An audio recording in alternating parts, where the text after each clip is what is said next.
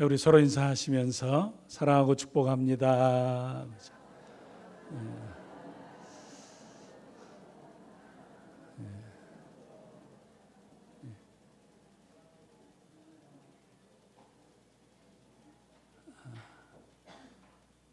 예. 97.3% 제가 다 계산을 해보니까 97.3%는 싹 웃으면서 사랑하고 축복합니다. 그런데 2.7%가 아주 무덤무덤함에게 별 볼 일 없어요. 그러시면서 다시 한번 활짝 웃으시면서 더운 여름 조금만 참으십시오 하고 격려해 주십시오.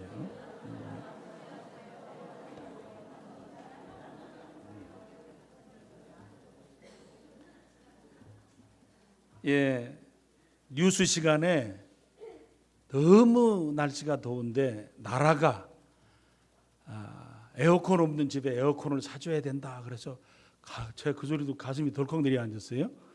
우리 식구들 중에 에어컨 없는 사람이 누가 있을까? 제가 어느 분께 혹시 권사님 에어컨 없어요? 그래 없어요 그러더라고요. 에어컨을 사드려야 되겠구나. 선풍기 4대 갖고 견디신다고. 그래서 근데 에어컨을 살려고 그랬는데 살 수가 없다고. 예, 중고도 없다고. 그래서 이게 요즘 에어컨 사기 힘든 시대가 됐구나 그런 생각을 가졌습니다. 그래서 저도 에어컨 없이 한번 살아보자. 그리고 어제 점심 먹고는 그 다음부터 에어컨을 껐습니다. 띵 끄고 8시 반까지 설교 준비를 쭉 하면서 선풍기만 틀어놓고 했더니 시간이 지날수록 슬슬 열이 받쳐지더라고요. 그래서 마지막까지 견디다가 선풍기 없이 살면 얼마나 힘들까 그런 생활 체험을 한번 살짝 해보았습니다. 조금 힘든데 저도 이제 연령대가 조금 있어서 그런지 그냥 살만은 하더라고요. 혹시 에어컨 없이 사시는 분들 연락 주시면 저도 에어컨 끄고 살겠습니다. 에어컨 없이 사는 분들의 안타까움과 또 그 아쉬움 좀 이렇게 마음에 쓰여지기도 합니다. 저는 박가입니다. 제가 박가이신 건 다 아시죠? 제가 박씨인데 여러분들이 잘 모르는 박가예요.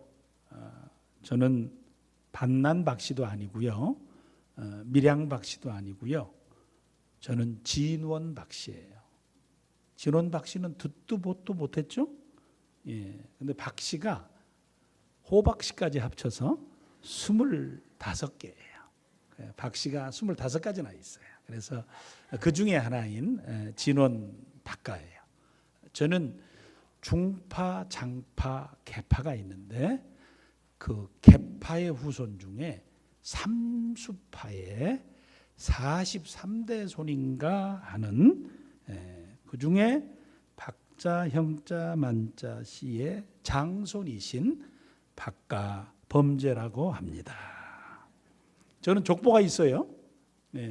제가 대학생 때인가 아버님이 족보를 만들겠다 그래가지고 막 이렇게 돈을 모아가지고 족보를 이렇게 막 만드셨는데 그 족보가 어디 간지 모르시겠어요? 아마 이렇게 요즘에 돌아가실 때쯤 되니까 이 족보를 볼 사람이 없겠다.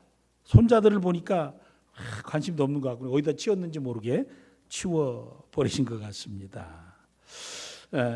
사람에게도 족보가 있듯이 예수님께도 족보가 있습니다. 마태는 예수님의 족보를 가장 마태복음을 쓰면서 제일 처음에 얘기를 했습니다. 그래서 아브라함과 다윗의 자손 예수 그리스도의 계보라라고 시작합니다. 다 아시죠? 우리는 왜냐하면 성경을 읽을 때마다 창세기 1장 1절은 꼭 있고 마태복음 1장 1절은 꼭 있기 때문에 안 잊어버려요. 태초에 하나님이 천지를 창조하시니라. 그 다음에 뭘로? 그다음에는 그다음에 뭐가 나오는지 모르지만 거기는 알고, 마태복음 1장 1절은 펴서 잘 알고, 그다음에 누가 누구를 낳고 하도 낳고 또 낳고 계속 낳고 연속해서 낳고 어떻게 낳고, 그다음에 예수님이 오셨다. 그렇게 낳고가 있으니까 그다음에 다 모르지만 사실은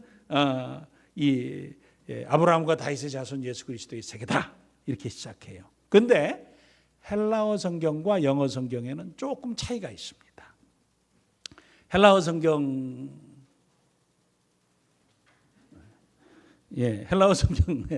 갑자기 놀래가지고, 헬라어 성경에는 저렇게 기록되어 있어요. 위에 쓴 것처럼 비블로스,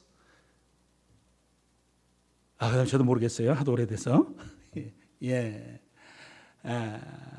그 다음에 쭉 쓰면서 예수 그리스도 휘우스 다비우 휘우스 아브라함 이렇게 됐어요. 아브라함하고. 그러니까 한국어 성경에는 아브라함이 먼저 나왔는데 헬라어 성경에는 다윗이 먼저 나왔죠. 영어 성경에도 쭉 쓰면서 The Record of the Genealogy of Jesus Christ, 그 다음에 The Son of David, 다윗이 먼저 나오고 그 다음에 Son of 아브라함 그 다음에 나왔죠. 그러니까 마태는 예수님을 소개하면서 왕이라는 거예요. 왕족인 것을 알려주고 싶었어요.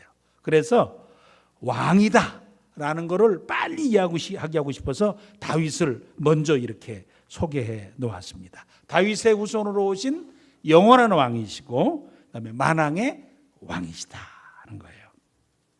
예수님의 족보에는 왕이신 예수님의 족보에 조금 특별한 점이 있습니다. 3절서부터 6절까지 보면 누구를 낳고가 쭉 나오죠. 누구를 낳고가 나오는데 좀 띄워주면 낳고를 알겠는데, 이 영상이, 유다는 다말에게서 베레스와 세레를 낳고, 베레스는 헤스론을 낳고 헤스론은 람을 낳고, 4절은 생략했어요. 5절과 6절에 살몬은 라합에게서 보아스를 낳고, 보아스는 루색에서 오벳을 낳고, 오벳은 이세를 낳고, 이세는 다윗 왕을 낳으니라. 다윗은 우리아의 아내에게서 솔로몬을 낳고.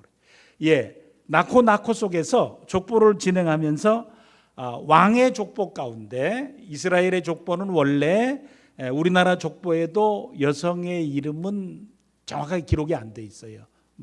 어디 사람 이렇게 기록돼 있지, 누구의 아내 이렇게 기록되고 많은데, 예수님의 족보, 왕의 족보 가운데 여성의 이름들이 나와요. 제가 밑줄 쳐놓은 부분이 여성 이름이에요. 처음에 유다가 누구에게서 그랬어요? 다말. 근데 다말은 유다의 누구예요? 거기까지만. 그 다음에 얘기하면 여기 힘들어하는 분들이 또 계세요. 그러니까 살몬은 누구에게서 그래요? 라합인데 라합은 누군지 기억이 나시죠? 요즘에? 네, 그렇습니다. 보아스는 또 누구에게서? 룻에게서 오벳을 낳고, 그 다음에 이세는 다윗 왕을 낳으니라. 다윗은 누구의 아내? 우리아의 아내. 우리아가 어디 사람인지 혹시 기억하세요? 거기 사람이죠. 헷족속. 그러니까 이방 사람인데 다윗의 장수가 된 사람이에요. 그러니까 이방인의 아내가 됐으면 유대인이라도 이방인이 되는 거예요. 그러니까 여기 다말은 가나안 여자죠. 라합은 우리가 잘 아는 대로 여리고 여성이에요. 룻은요, 모압 여자예요. 바세바는요, 헷족속과 결혼해서 족보를 이방 속으로 옮겨간 여자예요. 그러니까 그 족보를 살펴보면 이방인이거나 이방인의 아내였던 4명의 여성이 예수님의 족보 참 처음 부분에 이렇게 기록이 되어져 나옵니다. 그런데 그 특징이 뭐냐면 이방인이나 이방인에 속한 가족이었기 때문에 그들에 대한 하나님의 선언과 선포가 있었는데, 가나안 7족속은 죄악이 가득 차게 되어지면 멸망할 거다 그랬어요. 그리고 모압과 암몬은 절대 이스라엘 총회에 못 들어올 거다, 금지되어 있던 자들이었습니다. 신명기 23장 3절에 보면 같이 한번 읽을까요? 시작. 암몬 사람과 모압 사람은 여호와의 총회에 들어오지 못하리라. 그들에게 속한 자는 10대뿐 아니라 어떻게? 언제까지? 영원히 여호와의 총회에 들어오지 못하리라. 누가 말씀하셨어요? 하나님이 말씀하셨어요. 근데 룻이 어디 여자라고요? 모압 여자예요. 근데 여기에 가나안 여인과 모압 여인과 그 다음에 해쪽 속으로 포함되어진 밧세바와 가나안 여리고 사람 라합이 다 심판받고 멸망받고 그 다음에 여호와의 총회에 들어올 수 없는 제한 속에, 징계 속에 있었던, 형벌 속에, 심판 속에 있었던 사람들인데, 절대로 안 되는 자들에게 이스라엘 백성 속에 들어오도록 하셨고, 나중에는 결국에는 예수님의 족보가 기록이 되어질 때 그 이름이 드러나도록 허락해 주셨다. 절대로 허용이 안 되는 자들에게 하나님께서 그 절대를 허물으시고 기회를 주셔서 하나님의 은혜 속으로 들어오도록, 약속 속으로 들어오도록, 기업 속으로 들어오도록 해주신 것이 바로 은혜다라는 거예요. 이게 기브온 족속들에게 주신 은혜였다라는 겁니다. 기브온 사람들은 하나님이 어떤 분이신지를 들었어요. 하나님이 이런 일을 하셨다라는 거예요. 하나님이 하신 일을 듣고 자신들이 믿던 거를 버리고 그리고 하나님께로 돌아왔어요. 우리가 하나님을 믿어야 되겠다. 우리가 이스라엘 백성에게 속해야 되겠다. 하나님께서 기브온 족속들이 그 마음을 갖도록 마음을 열어주셨어요. 많은 가나안 족속들이 있었는데, 많은 가나안 사람들이 있었는데, 많은 모압 사람들이 있었는데, 그 중에 한 사람씩 라합이, 룻이, 그리고 또 기브온 사람들이 다 들어와서 이 은혜의 자리로 나올 수 있도록 그들의 마음을 열어주시고, 또 그들에게 하나님께 자신의 생을 맡길 수 있도록 그들의 마음을 붙들어 주셔서 그들의 길을 인도해 주셨다. 이게 은혜다라는 거예요. 나는 도저히 내 생각으로는 이 자리에 나와 있을 수 없는데, 때로는 아내 때문에, 때로는 자식 때문에, 때로는 친구 때문에, 때로는 전도받아서 다양한 가운데 이 자리에 들어왔는데, 사실 나는 예수 믿을 사람이 아니야. 사실 나는 예수 믿고 싶은 생각도 없었어. 사실 나는 예수 믿어야 될 이유도 내게는 없어. 내 인생 그냥 이대로 잘 살다 죽으면 될 인생이었는데, 어떤 이유인지 모르게 내가 교회 안에 들어와 있다고, 내가 예배하는 자리에 있다고, 내가 아직도 마음에 긴가민가한 마음은 있지만 내가 예배하는 이 자리에 나와서 하나님께 찬양하고 예배하는 식구들과 함께 마음을 모두어서 예배의 자리에 참여하며 찬양하며 기도하며, 아, 그렇구나, 하나님이 그런 분이시구나, 하나님은 정말 아무 생각도 없고 하나님을 필요로 하지도 않고 하나님을 원하지도 않았던 나에게 다양한 방법으로 찾아오셔가지고 나로 하여금 예배할 수 있도록 도와주셨구나, 이 예배당 안에 들어와 있도록 해주셨구나, 이게 은혜구나라는 거예요. 기브온 사람들에게 주셨던 것이 그 은혜예요. 많은 가나안 족속들이 있었지만 기브온 족속, 그 족속에게만 하나님께 나오고 이스라엘에게 들어와서 자신들의 생명을 구하는 그런 마음을 갖고 기브온 족속만이 하나님의 은혜의 날개 아래로 들어올 수 있도록 해주셨다라는 거예요. 하나님은 모든 사람이 예수 믿고 구원 얻기를 원하셔요. 그런데 모든 사람이 구원 얻는 것은 아니에요. 왜냐하면 하나님의 말씀에 믿음은 모든 사람의 것이 아니다 그러셨어요. 그런데 오늘 우리가 오늘 우리가 이 자리에 나와서 하나님께 예배합니다.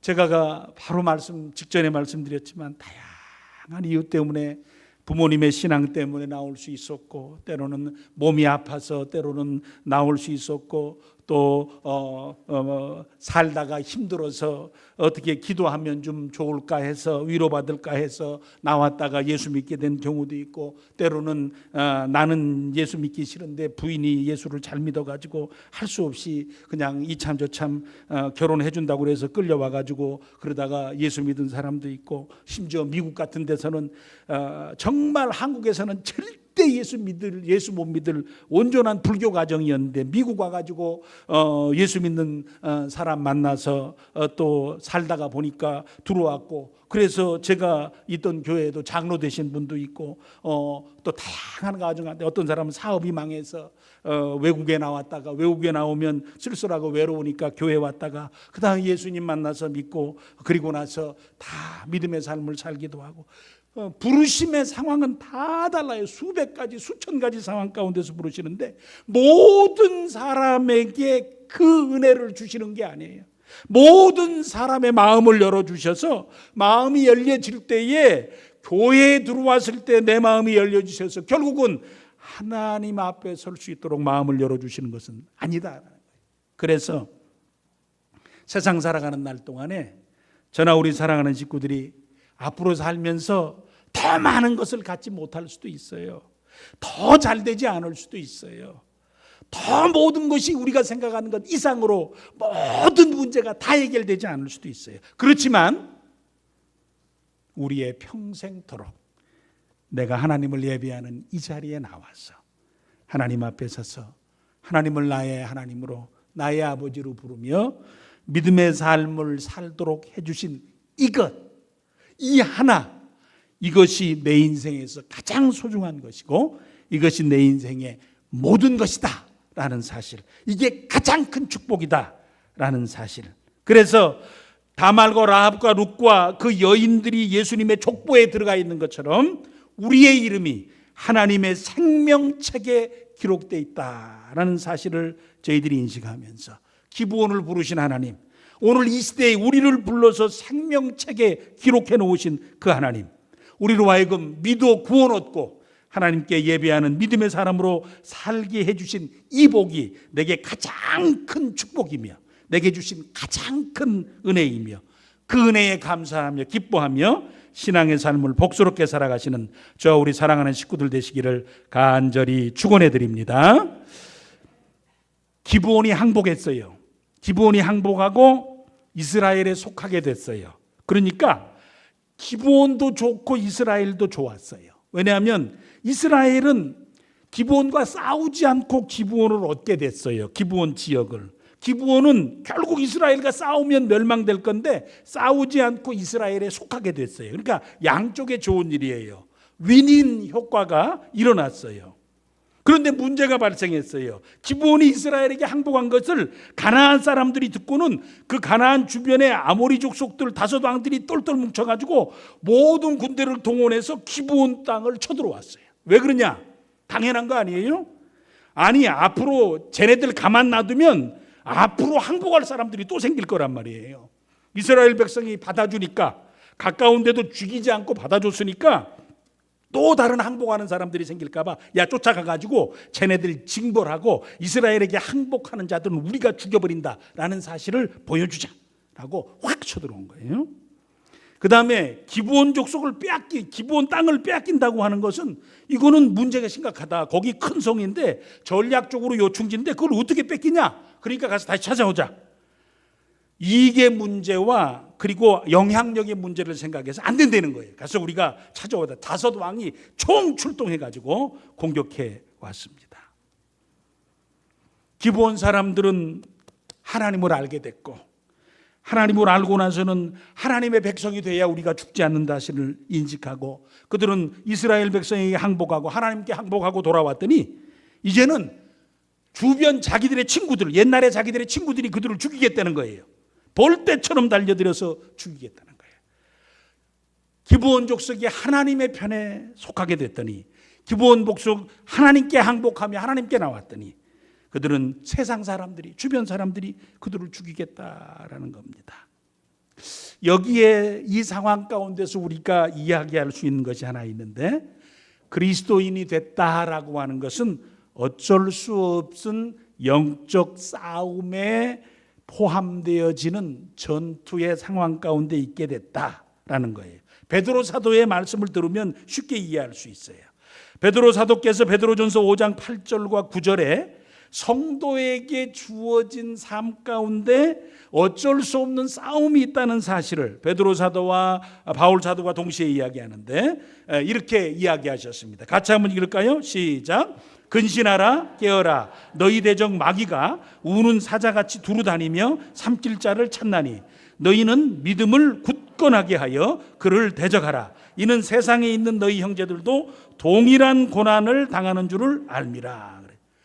예수님을 딱 믿고 구원 얻었더니 마귀가 저거 죄의 자식, 죽음의 자식, 내 영역에 속한 자녀였는데, 아니 예수님 믿고 하나님 나라로 신분과 족보가 다 옮겨져 버리는 것을 그가 아주 싫어해가지고 여기 보니까 우는 사자같이 막 와서 공격하면서 다시 나한테로 오라는 거예요. 그러니까 믿는 형제들을 와가지고 정말 괴롭게 하고 대적하고 고통스럽게 하는 일이 주어진다라는 거죠.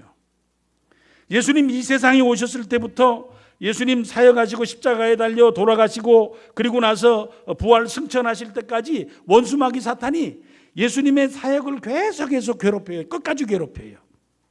사실 그것은 그냥 놔두고라도 예루살렘 교회가 딱 시작되어졌을 때 얼마나 큰 부흥의 역사가 있는지 몰라요. 하루에 베드로 사도께서 설교하시면 3,000명, 4,000명이 예수 믿고 회개하는 역사가 있기도 했어요.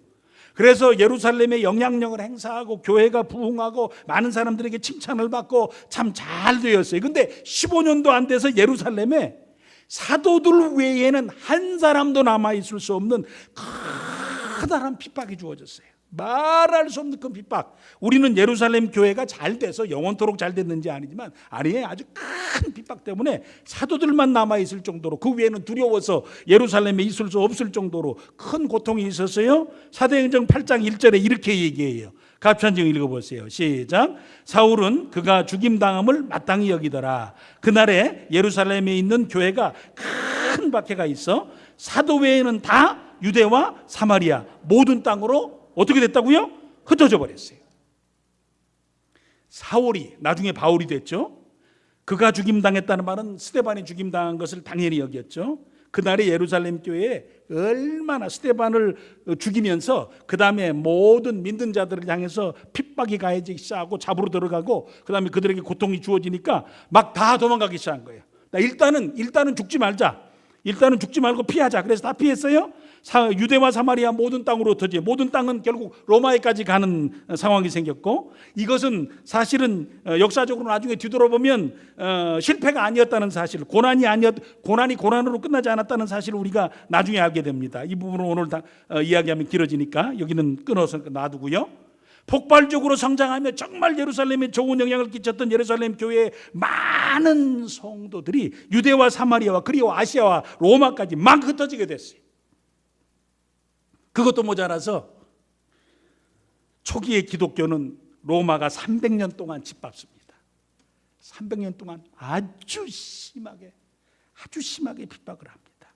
기독교가 아주 그냥 뿌리도 남지 않을 정도로 잘근잘근 300년간 박해를 합니다. 그래서 땅 위에 살 수가 없어가지고 카타콤, 지하, 지금 터키 쪽에 가면 그리스도인들이 살았던 그 카타콤 동굴들이 있는데 지하 10층으로 되어 있답니다. 10층. 지하 10층으로 되어 있어서 그 안에 보면 무덤도 있고 예배하는 장소도 있고 뭐 사는 집도 있고 이게 찾아와서 들어오면은 도망갈 길을 얼마나 많이 만들어놨는지, 거기 일반 사람이 그냥 들어가면 지금도 그 안에서 혼자 못 나온다고 그 카타콤도 일부분만 지금 여행자들에게 개방이 되어져 있다고 합니다. 그리스도인들은 땅 위에 살 수 없어서 카타콤에 들어가서 살 만큼 초기의 그리스도인들 너무 박해받았습니다. 한국에 기독교가 들어왔습니다. 1800년도 후반에 들어오기 시작해가지고 그 다음에 기독교가 우리나라에 전래되면서 일제 36년간의 그 강제적 정령 시기를 지나가면서 그리스도인들이 가장 많은 핍박을 받아야 했습니다. 그때 많은 순교의 사람과 많은 고통스러운 분들이 그 시대의 신앙의 위인들로 남겨지기도 했습니다. 제가 처음에 말씀드렸지만 핍박은 핍박으로 끝나지 않았어요. 나중에 로마까지 가는 그 길에 흩어진 유대인들을 통해서, 흩어진 유대 그리스도인들을 통해서 회당이 생겼고, 회당을 통해서 바울 사도는 로마까지 복음을 전하는 기초석, 흩어진 핏방울이 나중에 복음을 전하는 디딤돌이 되어서 은혜의 역사를 감당하는 놀라운 역사를 감당했죠. 한국이 왜 이렇게 참 교회가 부흥하고 좀 믿음이 신실하며 그래도 변질되지 않은 좋은 신앙을 가지고 신앙을 취하는 복된 나라, 참 그리스도인이고 기독교인으로서 다른 나라처럼 쉽게 부패하지 않고 쉽게 왜곡되지 않고 정말 좋은 그리스도인으로 교회들이 세워질 수 있었던 이유가 뭐냐, 그러니까 기독교가 시작되어질 때 받은 그 박해 때문에 신앙과 교회가 거룩해지고 진실해졌다, 그렇지 않습니까? 우리는 그 일의 결국을 압니다. 그래서 사실 두려워하거나 염려하거나 근심하지 않습니다. 그러나 우리는 이 한 가지를 꼭 기억해야 합니다. 기브온 사람들이 하나님께 항복하고 이스라엘 백성에게 속하여서 그들의 믿음의 삶을 출발했을 때 가나안 모든 족속들은 기브온을 죽이겠다고 나섰으며, 그래서 그들을 죽이겠다고 공격하며 쳐들어온 일이 있었다라는 사실이에요. 그때 기브온이 도움을 청하죠. 그런 상황 가운데서 우리는 일의 결국들을 바라보면서 아버지 하나님, 믿음으로 살면서 성도에게 주어지는 핍박과 고난스러움이 있을 때 우리는 역사 가운데서도 우리의 삶의 현실을 통해서도 결국을 알기 때문에 두려워하거나 염려하거나 근심하지 아니하고 그 일을 직면해서 감당할 수 있도록 도와주시옵소서. 성도에게는 시련과 고난이 주어질지라도 믿음으로 사는 성도의 삶은 절대 무너지거나 실패함이 없이 믿음의 귀한 삶은 영혼 구원으로 연결이 되어져서 하나님 앞에 세워질 것이기 때문에 그렇다라는 거예요. 예수님께서 요한복음 16장 33절에 이렇게 우리에게 격려하시면서 말씀해 주셨어요. 같이 한번 읽습니다. 시작. 이것을 너희에게 이르는 것은 너희로 내 안에서 평안을 누리게 하려 함이라. 세상에서는 너희가 환난을 당하나 담대하라. 내가 세상을 이겼노라. 세상에서는 너희가 무엇을 당할 수 있다고요? 환난을 당할 수 있다는 거예요. 예수 믿었더니 좋은 일만 있는 게 아니었다라는 거예요. 예수 믿었더니 어려움도 같이 왔다는 거예요. 그러나 걱정하지 마라. 내가 이긴 것처럼 너도 이길 것이다라는 거예요. 베드로 사도가 초대 고난당하고 있던 그 로마의 핍박 아래서 고난당하고 있던 그리스도를 향해서 주신 말씀 가운데 이런 말씀이 있습니다. 베드로전서 1장 5절에서 6절 말씀 가운데 시작. 너희는 말세에 나타나기로 예비하신 구원을 얻기 위하여 믿음으로 말미암아 하나님의 능력으로 보호하심을 받았느니라 그랬어요. 그러므로 너희가 이제 여러 가지 시험으로 말미암아 잠깐 근심하게 되지 않을 수 없으나 오히려 크게 기뻐하는도다. 여기는 기뻐하라라고 쓰지 않았어요. 그 다음에 보호하심을 받을 것이다 그러지 않았어요. 이미 과거형으로 썼어요. 너희들 그렇게 하고 있다고 썼어요. 베드로전서 1장 6절에는 너희가 근심하지만 시험당하고 어려움당해서 근심했지만 크게 기뻐하는도다. 기뻐하는 그들을 격려했어요. 하나님이 너희들을 도와주시고 보호해 주신다. 이미 주셨다라고 과거형으로 그들을 격려해 주셨습니다. 아모리 족속 다섯 왕의 공격을 받은 기브온 사람들은 길갈에 있는 여호수아에게 할 수 없어서 이제 도와달라고 그러죠. 도와달라고 그래요. 근데 기브온의 요청에 대해서 여호수아가 즉각 반응합니다. 야, 너희들 걱정하지 마라. 내가 도와줄게. 그러고 빨리 올라갑니다. 여호수아가 모든 군사와 영사와 함께 길을 떠나서 기브온으로 올라갔습니다. 그런데 여호수아가 올라가는 게 중요한 게 아니에요. 여호수아가 올라가는 게 중요한 게 아니에요. 오늘 본문 말씀을 보면 이 한 부분이 가장 중요해요. 8절서부터 14절까지 아주 특별한 부분이 저희들에게 기록이 되어져 있습니다. 여호수아와 이스라엘 백성들이 아모리 연합군과 전쟁하러 갔지만 그들만 간 게 아니에요. 하나님께서 그들과 함께 가시는 거예요. 눈에 보이는 전쟁터에는 여호수아와 이스라엘 군대들이 있었지만 아모리 연합군들은 눈에 보이지 않는 하나님과 싸워야 했어요. 하나님께서는 아모리 연합군과의 전쟁을 승리하도록 역사 가운데, 오늘 말씀 가운데 전무후무한 방법으로 그들을 도와주시겠다 그러셨습니다. 자, 어떻게 도와주셨는지 8절 한번 보십시오.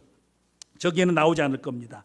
8절에 그때 여호와께서라고 시작합니다. 여호와께서 여호수아에게 두려워하지 말라고, 너를 당할 자가 없으리라 그러십니다. 여호와께서라고 이야기합니다. 10절에는 여호와께서 그들을 패하게 하심으로 여호수아가 크게 승리한다 그랬어요. 여호와께서 승리하게 해주셨습니다. 11절에는 베토론 비탈에서 아세가까지 우박덩이가 내려집니다. 우박덩이가 그때 내려지는데 이스라엘의 칼에 죽은 자보다 우박에 죽은 자가 더 많았습니다. 여러분, 옛날에 해외 토픽 가운데 우박이 이따만한 거 보셨어요? 여기다가 제가 막 찾아서 좀 띄워놓고 그거 막 찌그러진 거 이렇게 보여드려야 되는데 아마 유튜브 보면 많이 나올 겁니다. 저도 미국에 갔을 때 한번 깜짝 놀란 적이 있어요.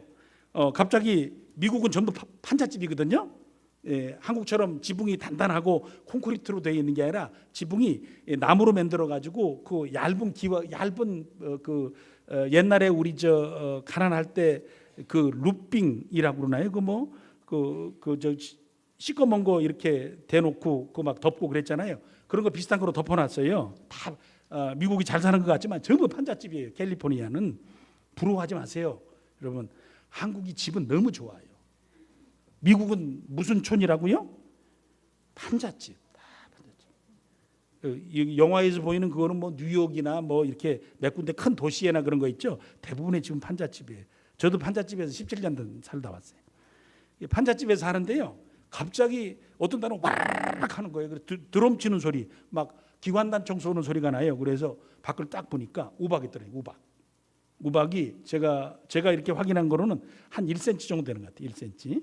우박이 막 떨어져요. 그러니까 우박이 지붕을 막 때리니까. 근데 그게 한 30cm짜리가 한번 떨어진다고 생각해 보세요.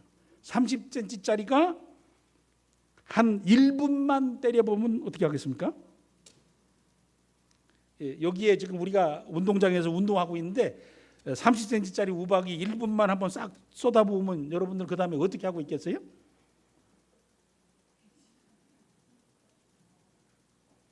도대체 우리가 안 당해봤으니까 그 힘들었어요. 뭐 하나님께서 우박을 내리셨다 그러니까 이렇게 한 덩어리 가지고 딱 때리고 그 다음에 있다가 하루 종일 죽이셨을 것 같아요.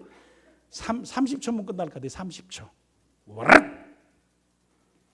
쫙 하면 끝나는 거예요. 쫙. 두룩 하면 30초 꽉 내리면 시꺼먼 게, 아마 이스라엘 백성이 저기서 볼 때 갑자기 하늘이 시꺼맸다가 뭐가 확 떨어지는 것 같다가 가서 보니까 전부 다 어떻게 돼 있어요? 다 죽어 있는 거예요. 시꺼맸다가 끝난 거예요. 우박이 떨어졌어요. 그 다음에 여기 보니까 12절에 보니까 여호수아에게 적을 소탕할 시간도 주셨어요. 그래서 해가 머물렀어요. 여기 해가 기브온 위에 해가 떴고 아얄란 골짜기에 달이 머물러 있었어요. 여러분, 해하고 달하고 따로 놀아요? 해하고 달하고 같이 가요? 응? 여러분, 해는 해대로 뜨고 달은 달대로 뜹니까? 이분들은 같이 가시죠. 해가 뜨면 달이 기울고 달이 올라오면 해가 넘어가시죠. 같이 왔다 갔다 하십니다. 그러니까 기브온에 있으니까 아얄론 골짜기에 이렇게 머물러 있어야 되는 거예요. 이게 맞는 거예요. 그러니까 그게 딱 머물러 있었다는 거예요. 같이 딱. 그러면서 여호수아에게 시간을 주셔서 여호수아가 6시간에서 12시간 시간을 유예시켜 주셔서 그들을 진멸하게 해 주셨다라는 거예요. 14절에 이유가 딱 설명이 되어 있어요. 14절에 여호와께서 사람의 목소리를 들으시니 같은 날은 전에도 없었고 후에서 없었나니, 14절 끝허리에 이는부터 한번 읽어보세요. 시작. 이는 여호와께서 이스라엘을 위하여 싸우셨습니다. 누가 누구를 위해 싸우셨다고요? 여호와께서 이스라엘을 위해서 싸우셨더라. 오늘은 우리가 이것만 기억하면 돼요. 하나님, 이 기브온 족속이 우상 숭배 내려놓고 우리 살 길은 하나님이다 그러고 하나님을 붙잡았어요. 기브온 족속이 이스라엘 백성에게 속하여 우리가 산다 그랬어요. 그리고 이스라엘 백성에게 속하고 항복했어요. 약속을 맺었어요. 약속했을 뿐이에요. 조약을 맺었을 뿐이에요. 다른 특별한 일이 없었어요. 조약을 맺었을 뿐인데 기브온이 공격을 당했어요. 가나안 족속이 다 죽이겠다고 했어요. 그때 이스라엘이 그들을 구한 것이 아니라 하나님이 그들을 위해서 싸우신 거예요. 하나님이 그들을 위해서 싸우셔서 하나님이 그들을 위해서 역사 가운데 이런 일이 다시는 없을 정도로 기브온 족속을 살리시기 위해서 하나님의 능력과 하나님의 방법을 총동원하셔서 그들을 살려주셨어요. 그들을 살려주셨어요. 왜 그러냐? 그러니까 하나님께서 이스라엘을 위해 싸우셨어요. 기브온을 구원하시기 위해서 싸우셨다라는 거예요. 하나님께서는 우리가 영적으로 어려울 때에, 우리의 믿음의 시련이 생기실 때에, 우리가 믿음으로 사는 일에 방해를 받을 때에, 우리가 예수 믿는 일에 방해를 받고 힘들어하고 어려울 때에 그 삶을 지켜주시기 위해서 하나님이 하나님의 능력과 방법과 도우심으로 총동원해서 우리의 삶을 도우시고 있다는 사실을 인식해라. 그리고 싸워라라는 거예요. 하나님이 이스라엘을 위해서, 하나님이 기브온을 구원하시기 위해서 싸우셨다라는 겁니다.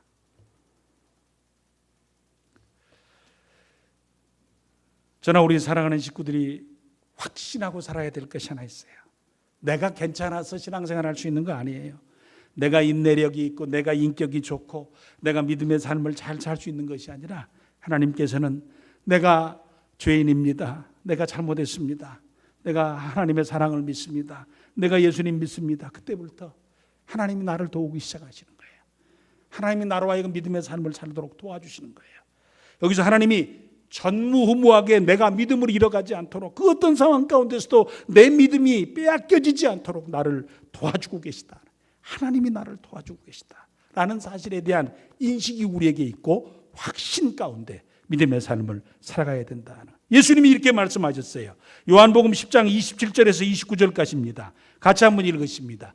요한복음 10장 27절에서 29절입니다. 시작. 내 양은 내 음성을 들으며 나는 그들을 알며 그들은 나를 따르느니라. 내가 그들에게 영생을 주노니 영원히 멸망하지 아니할 것이요 또 그들을 내 손에서 빼앗을 자가 없느니라. 그들을 주신 내 아버지는 만물보다 크심에 아무도 아버지 손에서 빼앗을 수 없느니라. 아멘. 누구도 아버지 손에서 우리를 빼앗아갈 수 없습니다. 여기서 아멘을 안 하면 다 뺏기고 그 다음에 다 싫어져 가지고 어떻게 될지 모르니까 하나님은 크신 하나님이셔서 여기서 보니까 태양도 못 무너지고 우박도 내리셔. 방법은 하나님이 정하셔요. 우리를 구원하실 때는 성육신과 하나님이 사람이 되시는 것과 하나님이 죽었다 살아나시는 것. 어떻게 하나님이 죽었다 살아나고 어떻게 하나님이 우리가 인간이 돼요? 신이 어떻게 인간이 되고 신이 어떻게 죽어요? 인간이 되고 죽으심을 통해서 하나님은 방법, 자신의 한계를 깨뜨리시면서까지 자기 자신을 깨뜨리시면까지 우리를 사랑하시는 사랑하심에 제한이 없이 하나님은 모든 방법을 동원하셔서 우리를 사랑하심을 증명해내시고 우리를 사랑하실 뿐만 아니라 우리를 지켜가셔서 우리를 절대 사탄 마귀 원수 죄 세상에 빼앗기지 않으시기를 열망하시면서 우리를 도우신다라는 거예요. 그 확신 가운데 살아가시며 신앙을 지키시고 감당하시는 저 우리 사랑하는 식구들 되시기를 간절히 축원해 드립니다. 거기서 끝나는 거 아니죠. 이 한 절은 그 다음에 꼭 같이 새겨가야 돼요. 이 한 절을 읽고 마치십시다. 로마서 8장 31절 32절인데 로마서 8장 31절 32절 시작. 이 점에 대하여 우리가 무엇이라고 말할 수 있겠습니까? 하나님께서 우리 편이시라면 누가 우리를 대적하겠습니까? 자기 아들까지도 아끼지 않고 우리 모두를 위하여 내어주신 분께서 그 아들과 함께 우리에게 모든 것을 은혜로 주시지 않으시겠습니까? 아멘. 하나님의 사랑은 이미 말씀을 통해서 또 확인하죠. 하나님께서 우리 편이세요. 우리가 하나님 편으로 살겠다고 결정한 순간부터 하나님이 그래 나도 너 네 편이다. 그래서 아끼지 않고 자신을 주신 하나님께서 아들과 함께 우리에게 필요한 것으로 채워주실 것이다. 끝까지 끊임없이 인내하면서 끝까지 낙심하지 말고 기도하는 일에 있어서나 믿음의 삶을 사는 데 있어서나 아버지 하나님, 인생은 끝날 때까지 누가 승자인지 아무도 모릅니다. 아버지 하나님, 인생은 1대만 살고 끝나는 거 아닙니다. 2대, 3대, 1000대 이르기까지 하나님이 우리를 축복하시겠다고 하셨사오니 아버지 하나님, 사는 순간만이 아니라 1000대 이르기까지 복받은 존재로서의 우리의 삶의 축복을 기억하면서 내 삶에 대한 긍정적이고 소망을 가진 삶의 자세로 우리의 인생을 살게 하여 주시옵소서. 두려워하거나 절망하거나 염려하거나 근심하고 살지 말도록 도와주시옵시고, 아버지, 내 신앙을 지키도록 도와주실 하나님이 우리 편이시고, 그리고 하나님이 하나님의 능력과 방법으로 나를 도와주시겠다고 하셨으니 하나님께서 그 도와주실 것을 믿고 확신하면서 우리의 삶을 살게 하여 주시옵소서. 믿음의 역사를 세우게 하시고 승리의 삶을 드러낼 수 있도록 우리의 삶을 잘 감당하는 저 우리 사랑하는 식구들이 되시기를 간절히 축원해 드립니다. 아버지 하나님, 기본을 붙들어 그들의 마음을 열어서 하나님께 속한 자가 되도록 도우시고, 은혜 받은 다음에 심각한 고통의 시간이 주어질 때에 그들의 편이 되어 주셔서 그들에게 다가오셔서 하나님께서 그들을 구원해 주시고, 하나님께서 능하신 방법으로 그들의 편이 되어 주시고 그들에게 승리의 역사를 허락해 주셨습니다. 웬 사랑인지 웬 은혜인지 우리도 이 자리에서 하나님께 예배할 수 있는 은혜를 주셨습니다. 평생 은혜 받은 자로, 하나님께 속한 자로 하나님의 도움을 받으면서 믿음의 삶을 살 뿐만 아니라 우리의 삶을 도우신 하나님의 손길 가운데서 1000대까지 복을 받은 인생의 삶을 힘있게 살아가는 우리가 되도록 도와 주시옵소서. 예수님 이름으로 간절히 기도를 드립니다. 아멘.